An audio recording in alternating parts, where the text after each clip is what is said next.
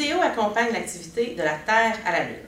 Cette activité nous permet de faire un modèle à l'échelle de la Terre, de la Lune et de certains objets qu'on va placer autour de la Terre par la suite.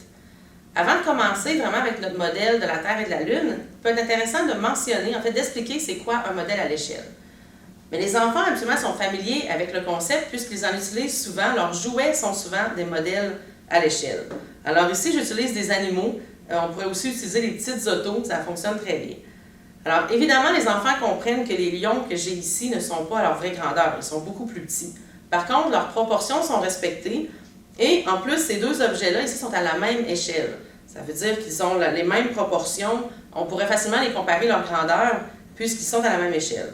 Ce n'est pas le cas, par exemple, de mon petit lion ici, qui évidemment a une autre échelle et beaucoup plus petit que les autres lions. Alors, le modèle qu'on va faire ici, c'est un modèle à l'échelle entre la Terre et la Lune, ainsi que différentes distances. Donc, on peut vraiment comparer la grosseur des différents objets afin de bien comprendre lesquels sont plus grands et lesquels sont plus petits. Alors, pour faire l'activité, vous avez besoin d'un globe terrestre et vous devez absolument avoir un globe terrestre standard de 30 cm de diamètre, donc 1 pied de diamètre. C'est le cas de la plupart des globes terrestres, mais vous n'avez pas le choix d'en avoir un de cette grandeur-là, puisque tout le modèle est basé sur la grandeur de la Terre, qui est avec un diamètre de 30 cm dans ce cas-ci. Avec une Terre de cette grosseur, la Lune doit avoir un diamètre de 8,2 cm. C'est moins évident de trouver une balle avec ce diamètre exactement. La balle de baseball que j'ai ici est un petit peu trop petite, alors que celle-ci serait un petit peu trop grande. En fait, l'idéal serait entre les deux.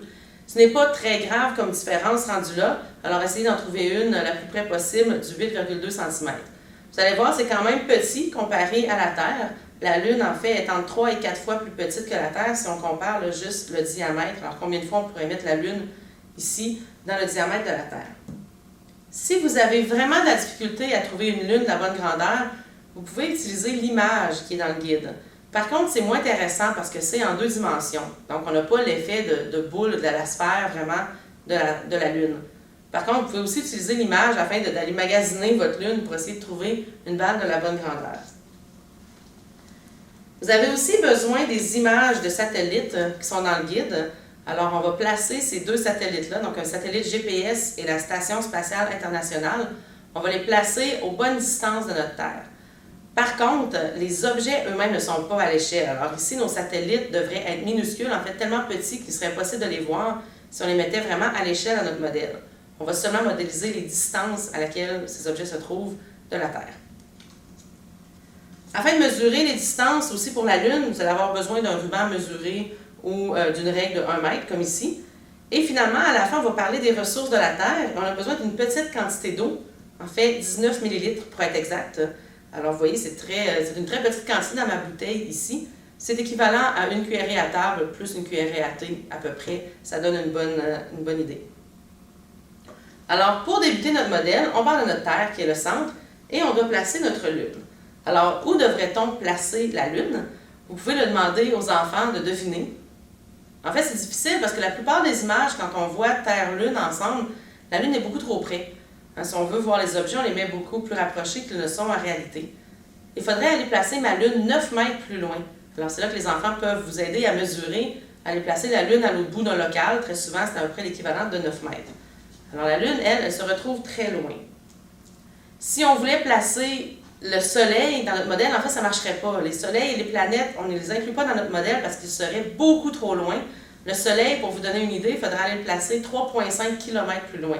Alors, évidemment, impossible à le faire dans un local. C'est vraiment un modèle Terre-Lune. Qu'est-ce qu'il y a entre la Terre et la Lune? En fait, pas grand-chose. Si on part de la Lune et qu'on se rapproche, il n'y a rien. Jusqu'à temps qu'on se retrouve un peu plus près de la Terre. Et là, on va commencer à croiser des satellites artificiels, donc des objets que les humains ont mis en orbite autour de la Terre pour différents buts. Certains peuvent être pour observer la Terre, comme les satellites météorologiques. D'autres pour les communications, les cellulaires, justement les GPS pour se situer, ainsi de suite. Il y en a d'autres, évidemment, pour les buts militaires aussi. Donc, on va croiser certains satellites. Il y en a beaucoup de satellites. On va en placer 2 ici. Alors, je commence avec mon satellite GPS, justement, que les enfants doivent connaître, puisqu'on retrouve les systèmes GPS dans les voitures très souvent. Alors, le satellite GPS, si on le plaçait à la bonne distance, il faudrait le mettre à 47 cm. Donc, à peu près un demi-mètre. Mais évidemment, il n'est pas fixe à cette distance-là. Il est en orbite autour de la Terre, donc il va tourner autour de la Terre, faire des grands cercles. En fait, il y en a plusieurs satellites GPS et ils sont tous en orbite autour de la Terre.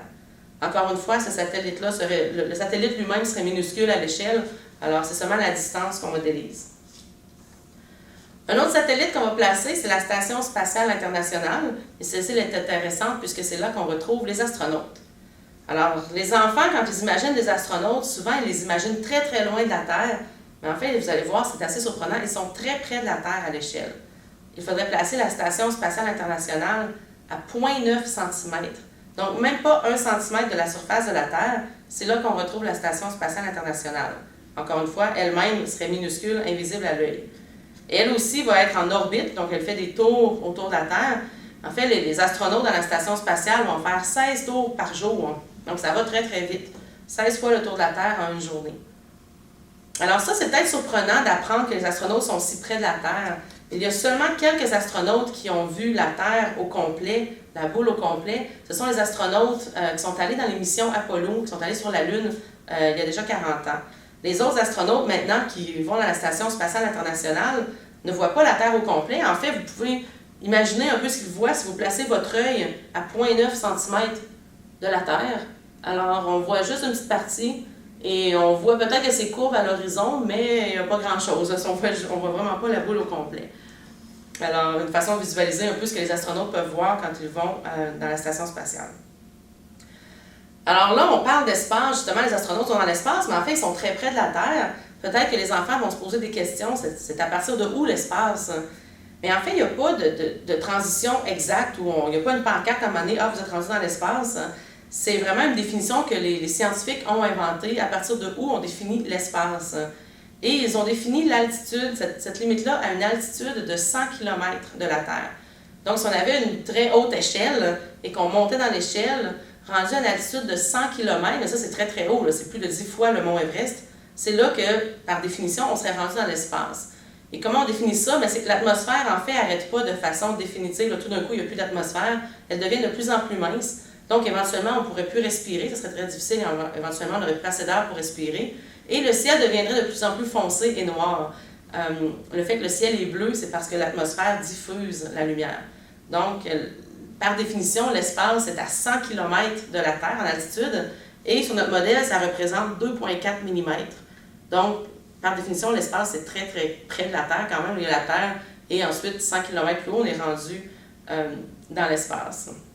En fait, vous pouvez imaginer 100 km, c'est pas très loin, conduire 100 km à la verticale, ça serait pas très long. En 1 heure, on est rendu dans l'espace. Si on avait une auto, vous pouvez faire ça. Alors ça nous montre quelques distances, un peu les distances de la Terre à la Lune, quelques satellites, l'espace et tout. Mais j'aime bien utiliser cette activité pour parler un peu des ressources de la Terre.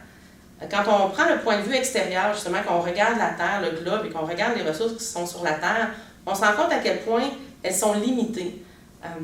Par exemple, quand on regarde autour de nous l'air, l'atmosphère, la couche de gaz qui recouvre la Terre, dans le fond, qu'on peut respirer, donc l'air, on a l'impression qu'il y en a énormément. Et aussi, quand on voit les océans, c'est des quantités phénoménales d'eau. Alors, c'est plus difficile quand on parle que ce sont des ressources qu'il faut protéger parce qu'on sait qu'il y en a partout. Par contre, d'un point de vue extérieur, on réalise assez facilement à quel point elles sont limitées.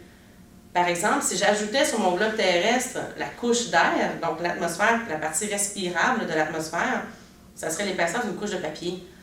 Donc, on se rend compte à quel point c'est mince et que justement, c'est en quantité limitée. Quand on parle de pollution atmosphérique, c'est important parce que si l'air devient de mauvaise qualité, on ne peut pas aller en chercher ailleurs. C'est tout ce qu'on a. Même chose pour l'eau. Imaginez que mon globe terrestre a l'eau partout dans les océans, les nappes phréatiques, dans les glaciers, dans le sol, toute l'eau qu'on trouve sur la Terre, et que je réussis à l'aspirer, toute cette eau-là, de mon globe terrestre. La quantité d'eau équivalente serait justement mon 19 millilitres. C'est assez impressionnant à réaliser que cette petite quantité d'eau-là peut recouvrir tous les océans sur la Terre. Ce qu'il faut réaliser, c'est que oui, les océans, c'est beaucoup de surface de la Terre, mais c'est pas très profond. Donc, on n'a pas besoin d'un gros volume pour remplir tous les océans sur ma Terre ici. Et même ça, cette eau-là ici, c'est pas toute l'eau qu'on peut utiliser parce que la plus grande fraction, c'est de l'eau salée. Et il y en a une bonne partie aussi qui est gelée, qui est prise dans les glaciers ou même dans le sol. Alors, la partie qui est réellement accessible pour la consommation humaine et pour soutenir la plupart des espèces vivantes aussi sur la Terre, c'est une fraction, une petite fraction de cette quantité-là. En fait, il faudrait prendre une goutte et la diviser en 50. Alors, c'est ridicule à quel point c'est petit la quantité d'eau qui est disponible vraiment pour la consommation humaine, pour notre survie. Alors, encore une fois, ça nous fait réaliser les ressources qui sont limitées sur notre planète Terre en prenant le temps de regarder un peu d'un point de vue extérieur, comme on peut le faire avec ce modèle-là. Alors, j'espère que vous allez aimer cette activité, une belle démonstration à faire avec un groupe d'enfants afin de comprendre un peu mieux les distances et aussi de mieux comprendre les ressources de notre belle petite planète bleue. Merci, à la prochaine.